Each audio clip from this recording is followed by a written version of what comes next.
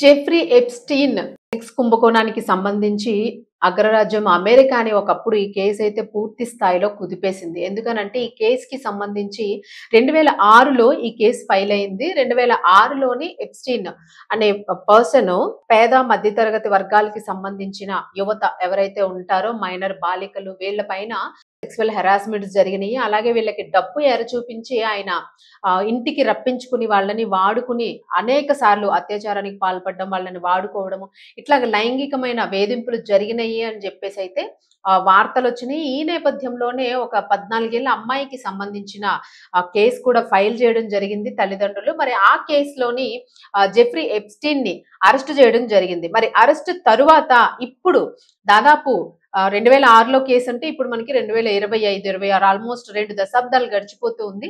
ఈ 2 దశాబ్దాల కాలం తరువాత ఆ కేసుకి సంబంధించిన ఫైల్ ని మళ్ళా రీఓపెన్ చేయాలి అని చెప్పేసి బిల్లు మీద ట్రంప్ స్వయంగా సంతకం చేయడం జరిగింది. అది కూడా ట్రంప్ అక్కడున్న వాళ్ళని ఆమోదం తెలపాలి అని చెప్పేసి ఆయనే ఒక పిలుపునిచ్చి ఆ బిల్లుని మద్దతు ఇవ్వాలని చెప్పి కోరడం జరిగింది. మరి దీనిలోని ఈ బిల్లు మీద దాదాపుగాను 427 మంది దీనికి బిల్లుకైతే ఓట్ల శాతం ఆమోదించడం జరిగింది. ఒక్కరు తప్ప మిగిలిన వాళ్ళందరూ కూడా దీనికి ఆమోదం తెలిపారు. సెనెట్ లో ఏకగ్రీవ ఆమోదం లభించిన తర్వాత ఈ బిల్లు మీద అయితే ట్రంప్ సంతకం చేయడం జరిగింది.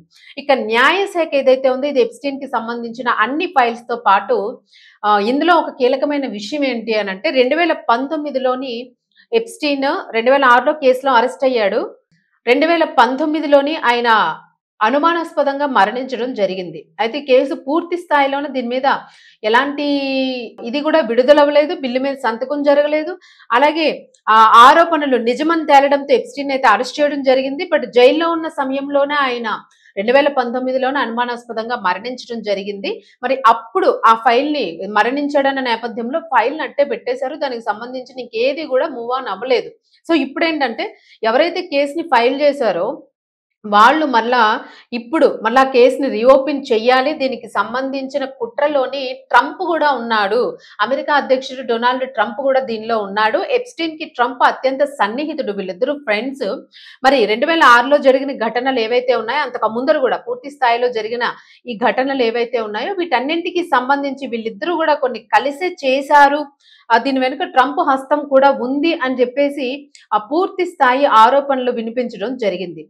మరి దీనికి సంబంధించి మాత్రము ఒక రకంగా ట్రంప్ కి ఇది పూర్తిగా అక్కడున్న ప్రజలందరూ కూడా వ్యతిరేకత వ్యక్తం చేసే భావన ఉంది. అంతకు ముందు కూడా ఈ కేసుకి సంబంధించి ట్రంప్ మీద పూర్తి స్థాయిలోనే ట్రంప్ ఇంత నీచుడా అన్న స్థాయికి వెళ్లిపోయి కూడా అక్కడ ఉన్న స్థానికులంతా కూడా వాళ్ళ మీద ట్రంప్ మీద వ్యతిరేకతను వ్యక్తం చేశారు. మరి ఈ నేపథ్యంలోని ఇప్పుడు ఈ కేసుని ట్రంప్ ఉన్నాడన్న నేపథ్యంలో ఈ కేసు వెనక్కి వెళ్ళిపోతూ ఉంది. అంటే దాని మీద ఎలాంటి బిల్లు లేదు, ఎవరిని అసలు బిల్లు పాస్ అవ్వకుండా ట్రంపే అడ్డం పడుతూ ఉన్నాడు అనే వాదన అయితే వినిపించింది. మరి ఇప్పుడు మాత్రము ట్రంప్ చేతిలో గవర్నమెంట్ ఉంది. ఇప్పుడు అదే ట్రంప్ తన గొయ్యిని తానే తవ్వుకున్నట్లుగా మళ్ళా ఆయన చనిపోయినప్పటి ముందు ఫైల్స్, అలాగే 2019లో ఆయన మరణించిన తర్వాత మొత్తం ఫైల్ ని మొత్తం కూడా రీఓపెన్ చేయాలి. కేసుని రీఓపెన్ చేసి మొదటి నుంచి కూడా దాని పురాపరాలన్నీ కూడా బయట పెట్టాల్సిన అవసరం ఉంది. ఒకవేళ ట్రంప్ నిజంగానే ఈ కేసులో గనక ట్రంప్ హస్తం కూడా ఉంది, కుంభకోణంలో ట్రంప్ కూడా ఉన్నాడు అని చెప్పేసి అని తేలితే మాత్రము ఖచ్చితంగా మరి ట్రంప్ జైలుకు వెళ్లే అవకాశం ఏమైనా ఉందా, కేసు ఫైల్ అవుతుందా, అసలు ఏ స్థాయిలో ట్రంప్ దీనిలో ఉన్నారు అనే ఆరోపణలు అయితే పెద్ద ఎత్తున ఉన్నాయి. బట్ నిజం అన్నది మాత్రం తేలలేదు. ఎందుకంటే ఫైల్ ఇప్పటి వరకు మూవ్ అవ్వలేదు కాబట్టి. బట్ ఈ ఫైల్ ఇప్పుడు మూవ్ అవుతుందని అంటున్నారు.